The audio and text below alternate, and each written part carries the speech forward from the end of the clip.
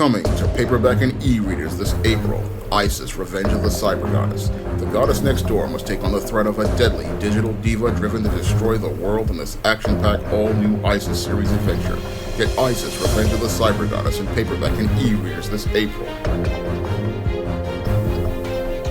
Chance to take a look at the Amazon Prime animated series Invincible over the weekend. And this Invincible series is based on the early 2000s Image comic by Robert Kirkman. And this Invincible series, while it is very true to the source material, it's just not something I'm really impressed by. Now, this Invincible series is supposed to follow Mark Grayson, the son of Omni-Man, who is similar to DC Comics' Superman in being one of the Earth's most powerful heroes, and it's supposed to be a series where the father is supposed to be teaching the son how to use his new manifesting powers in adolescence. And that the big problem with Invincible as related to that story is that's not really presented as the main story. When Invincible opens up, we get this action-packed sequence in the Earth that Mark Grayson is on, where we see these global guardians in action, and we see the global guardians fending off these two clones who are in Washington, looking to go out here and attack the Capitol. And this global guardian sequence, while it has a lot of action, it really keeps us from seeing 3 points that are a main essential of a screenplay. Who is the main character? What do they want? And why should we care? Now, if we're supposed to care about your Mark Grayson, he should have been in the initial inciting incident act. He should not have been in the background, and that's one of the big problems as related to this series. While it is very faithful to the comics, the casual television or live stream viewer is not going to really sit there and put up with these types of storylines because they're not used to this type of thing. With screenwriting, you usually get your hero up front and you get your hero in action up front to make us care about them.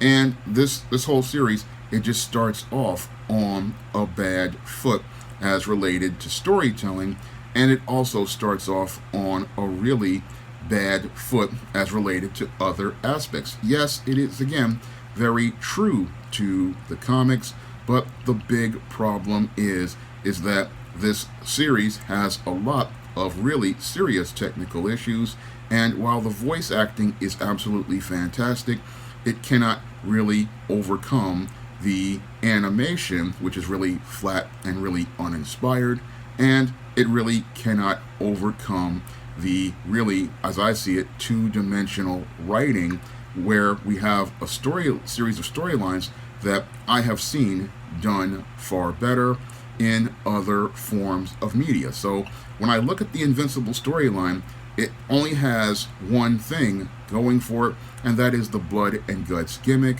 And that's not even that impressive because I've seen better blood and guts type action done on episodes of Dragon Ball Z.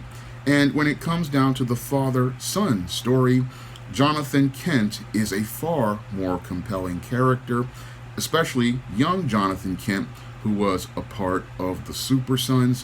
When I think of this Invincible, it came out in 2002, I believe, and it really it was the originator of this father-son story.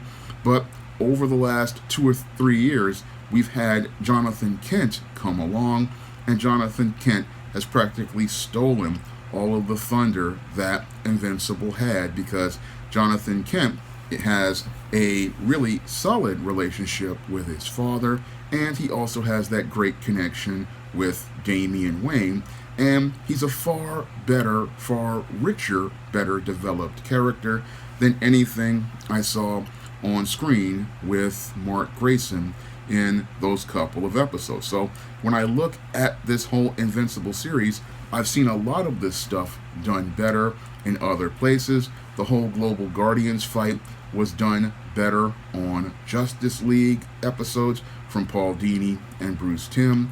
The whole double agent storyline that they're trying to do with Omni-Man was done far better in Justice League Star-Crossed.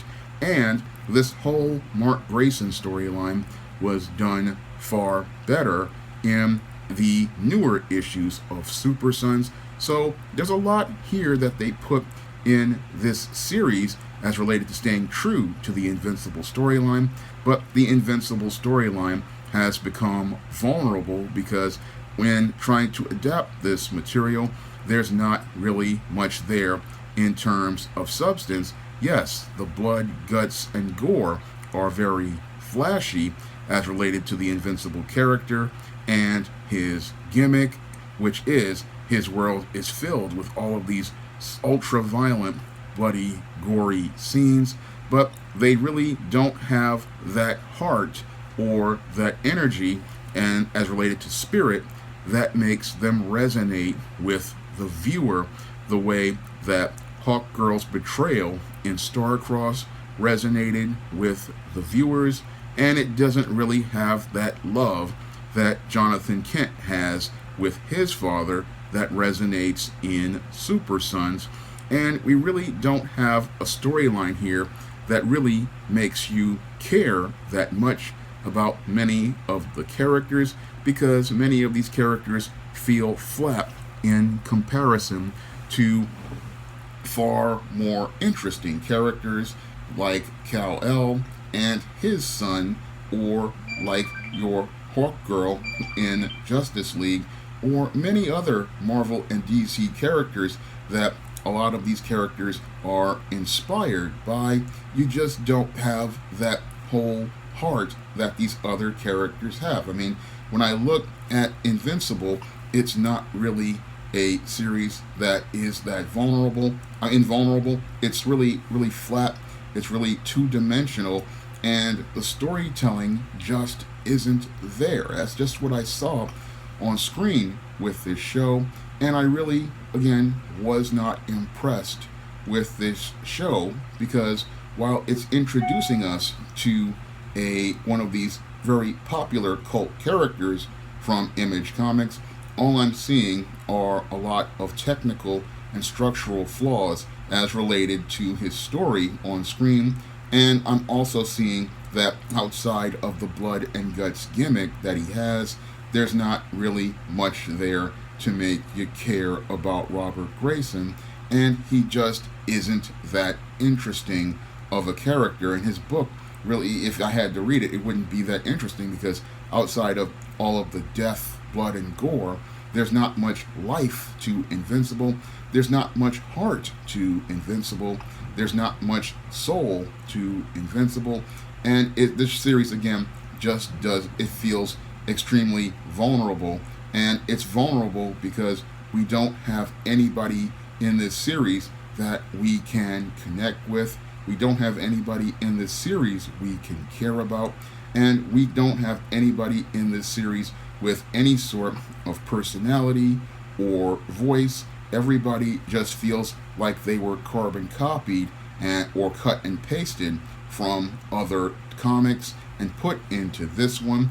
And it feels more like a fan fiction animated series than an actual animated series based on an original concept. So when I'm watching this series, there's a lot of things that are, again, they're true to the source material, but I'm not feeling much heart or much spirit as related to that source material. I mean, it doesn't have any sort of distinct feeling. I mean, when I would watch an episode of Justice League or Justice League Unlimited, you could feel a soul in Paul Dini and Bruce Timm's work. You could feel an energy in Paul Dini and Bruce Timm's work. And even if you watch Dragon Ball Z, you could feel a heart and a soul as related to that material. But this Invincible series just feels so mechanical, and it feels so uninspired. It doesn't really give you that much incentive to want to continue watching this series. It's just a real major league disappointment. I know that a lot of people who are Robert Kirkman fans, they and fans of The Walking Dead, they want this series to be, one of the great series, but it's not on the level of a legendary series like Batman the Animated Series, Superman the Animated Series, Justice League, or Justice League Unlimited, or Batman Beyond. All of those shows had heart. All of those shows had soul. All of those shows had rich, compelling characters, and all of those series had really compelling storytelling.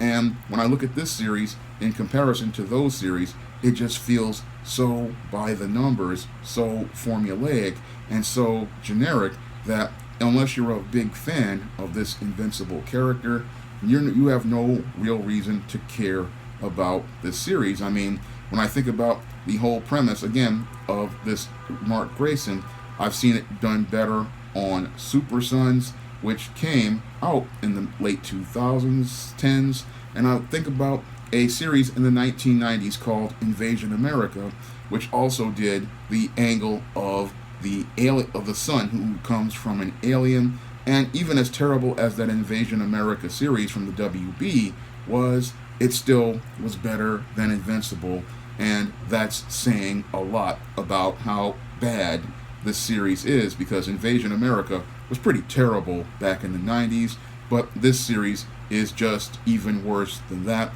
because again, it has a cut and paste feel, and it's just not something I would recommend anybody, go out here and spend their time to watch, because after you see a lot of the blood, guts, and gore, there's not much real story here, and there's not much here to really make you care about anything on this show. Now, if you want to see me make more video reviews like this, I need you to donate to the Patreon, the PayPal, or the Cash App, so I can continue to pay for things like Amazon Prime. And if you want to try some of my SJS Direct publications, like the ISIS series, the E-Steam series, or the John Haynes series, you can find all of those books on Amazon.com in paperback and Kindle format. You can also find them on Smashwords, the iBookstore, and Google Play. That's all I have to say for this video. You can comment, rate, and subscribe. Now available in paperback and Kindle, Vampires Stalk the Darkness of the Eternal Night. Get your copy of Eternal Night in paperback and Kindle on Amazon.com.